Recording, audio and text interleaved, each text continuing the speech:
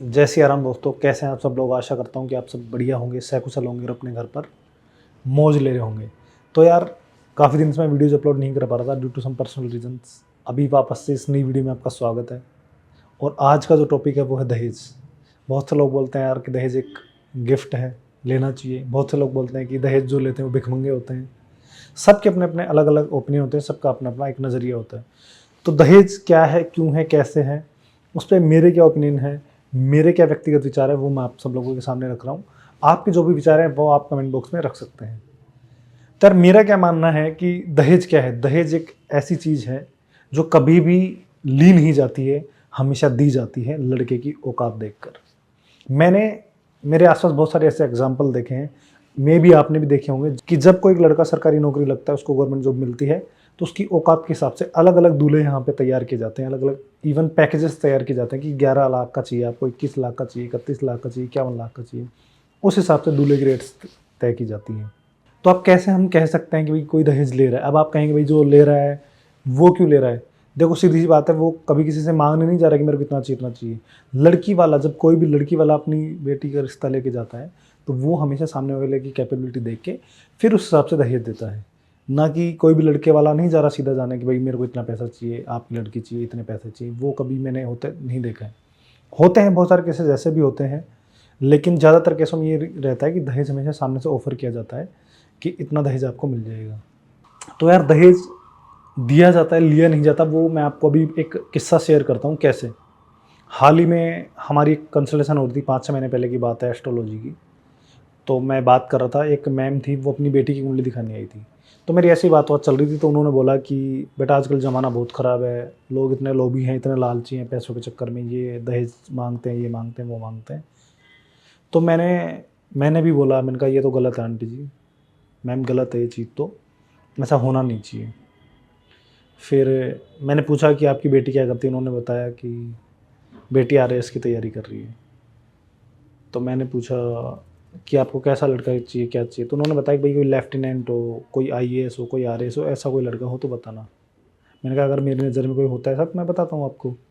फिर उन्होंने जो बात कही वो सुन के मेरा दिमाग चकरा गया। उन्होंने बोला कि हमने सामने वाले को फॉर्चूनर देने की बात कर ली थी, रिश्ता तय हो गया था, लेकिन हमने रिश्ता तोड़ दिया। मैंने कहा अच्छा किया, फॉर्चूनर दे रहे थे और क्या चाहिए अगले को। तो अगले जो हैं वो डिफेंडर मांग रहे थे, जो लड़के वाले थे। फिर मैंने उनको बोला, मैंने कहा मेरा एक दोस्त है जो इंडियन एयरफोर्स में है, अगर आप कहो तो मैं बात करूं, जितने पैसे आप लगा रहे हो उससे कम पैसे में ही आपका काम हो जाएगा, और अच्छा लड़का है, मेरा देखा भाला लड़का है। तो उन्होंने पूछा लड़के की पोस्ट क्या है। मैंने बताया कि एक्स ग्रुप से लगा हुआ है वो। तो उन्होंने भिड़ते ही जो बात बोली, छूटते ही, कि ना ना बेटा, कोई आईएएस हो, कोई आरएएस हो, कोई लेफ्टिनेंट हो, कोई कर्नल हो तो बताना। अब आप मेंटलिटी देख रहे हो कि आपको चाहिए आईएएस आरएएस, उस मेंटलिटी वाले आपको चाहिए। बेटी आपकी अभी सिर्फ आरएएस की तैयारी करिए, बनी नहीं है अभी वो, ठीक है। अब सामने वाला डिफेंडर मांगेगा ना। फिर अगर आप किसी ऐसे लड़के से, या फिर कोई ऐसा ही रैंक का ऑफिसर है, एक जवान है आर्मी का, उसको अगर आप अपनी बेटी दे रहे हो, तो मे भी शायद आपको डिफेंडर देने की जरूरत नहीं पड़ेगी, इवन आपको फॉर्चूनर देने की जरूरत नहीं पड़ेगी। तो मेरा ये मानना है कि दहेज हमेशा लिया नहीं जाता, हमेशा दिया जाता, ऑफर किया जाता है। और हाल ही में अभी मैं सोशल मीडिया पे गो थ्रू कर रहा था, इंस्टाग्राम पे, तो मैंने एक चीज़ देखी कि एक लड़के ने दहेज लेने से मना कर दिया शादी में। तो उसके जो ससुर थे लड़के के, मतलब लड़की के जो पिता थे, उन्होंने बोला कि ये लड़का गे है मे भी, इसलिए ये दहेज नहीं ले रहा। एक तरफ है जो लोग ले रहे हैं उनको लालची बताया जा रहा है, एक तरफ है जो लोग नहीं ले रहे उनको भी लोग उनके साथ ऐसा बर्ताव कर रहे हैं। तो वो मैंने कमेंट बॉक्स जब उस पोस्ट के ओपन करे, तो बहुत लड़कियों ने, बहुत लड़कों ने, सब ने प्रेज किया कि भाई बेशक तेरे को कुछ भी बोला हो लड़की के बाप ने, लेकिन यू आर द किंग। आपने मतलब साबित कर दिया कि वाकई में आज भी ऐसे लड़के हैं जिंदा।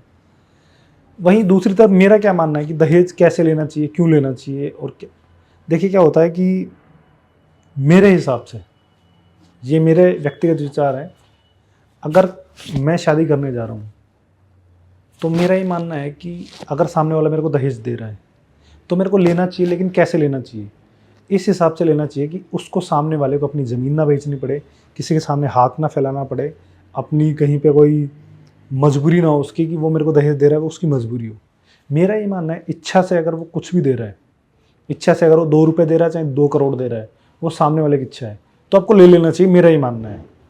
क्योंकि कई बार ये होता है कि सामने वाले को ये लगता है यार मेरा अपमान कर रहे हैं। मान लो किसी के पास 1 लाख रुपए ही है और वो आपको दे रहा है और आप मना कर रहे हो, जी मैं तो दहेज नहीं लूँगा, मैं तो दहेज नहीं लेता हूँ। तो सामने वाला जो बेटी का बाप है उसको ये लग सकता है कि यार मैं गरीब हूँ, मेरे पास कम पैसे हैं, तो शायद मेरा अपमान हो रहा है। मेरा ये मानना है, ये मेरा पर्सनल ओपिनियन वापस रिपीट करूँगा, कि अगर लड़की का बाप स्वेच्छा से जो भी दे रहा है ना, वो हमेशा ले लेना चाहिए। कभी प्रेशराइज़ नहीं करना चाहिए सामने वाले को कि यार मेरे को तो ये चाहिए, इतना चाहिए, उतना चाहिए, ये चाहिए, ये गाड़ी लूँगा, ये लूँगा, वो लूँगा। अब बहुत से लोग क्या करते हैं, इसको दहेज को ले जाके एलिमनी से जोड़ देते हैं। दोनों सेपरेट थिंग्स हैं। दहेज के लिए तो बहुत पहले से ही कानून बना हुआ है यार, और कितने लोग जेल जा चुके हैं, जेल में सड़ भी रहे हैं, आपको पता भी होगा। आप अपने आसपास भी देख सकते हो, बहुत सारे केस आपको मिल जाएंगे।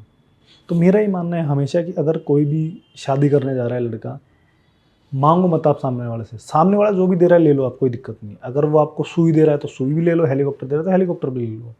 तो आप लोगों के क्या ओपिनियन इस चीज़ को लेके, आप किस तरीके से चीज़ों को देखते हैं, आप अपने कमेंट बॉक्स में ज़रूर बताइएगा। क्योंकि यार मेरा ये मानना है, फॉर एग्जांपल मैं किसी लड़की से शादी करने जा रहा हूँ और उसके 1-2 भाई हैं और उसके बाप के पास अनाप शनाप पैसा है और वो अगर मेरे को दे रहा है तो लेने में क्या दिक्कत है। कल को उसके भाई भी कुछ भी करेंगे, चलो वो उनका पर्सनल वो है कि मान लो थार लेके घूम रहे, बदमाशी कर रहे, कुछ भी कर रहे हैं, लेकिन अगर वो आपको दे रहा है तो आप भी उस पैसे को अच्छे कामों में यूटिलाइज कर सकते हो ना। मान लो फॉर एग्जांपल कल को मैं शादी करने जाता हूँ और मेरी होने वाली जो वाइफ है, उनके जो फादर हैं, वो अगर मेरे को ऑफर कर रहे हैं, 10 लाख कर रहे हैं, 20 लाख कर रहे हैं, 5 लाख कर रहे हैं, जो भी कर रहे हैं, मैं अच्छे कामों में यूटिलाइज कर सकता हूँ, एफडी करवा के रख सकता हूँ, कल को और कामों में काम आ सकता है, प्लॉट लेके रख सकता हूँ, बहुत सारी चीज़ें हैं। लेकिन कभी भी हमें सामने वालों को ये प्रेशर नहीं फील करवाना चाहिए कि मेरे को तो इतने पैसे देने ही पड़ेंगे आपको, तभी आपकी बेटी लेके जाऊँगा मैं। वो नीचता होती है, वो नीचता की हद होती है, मेरा ही मानना है। तो आप लोगों के क्या ओपिनियन है इस चीज़ को लेके, आप लोग कमेंट बॉक्स में ज़रूर बताइएगा और ऐसे अपना साथ और प्यार बनाए रखिएगा। Thank you so much.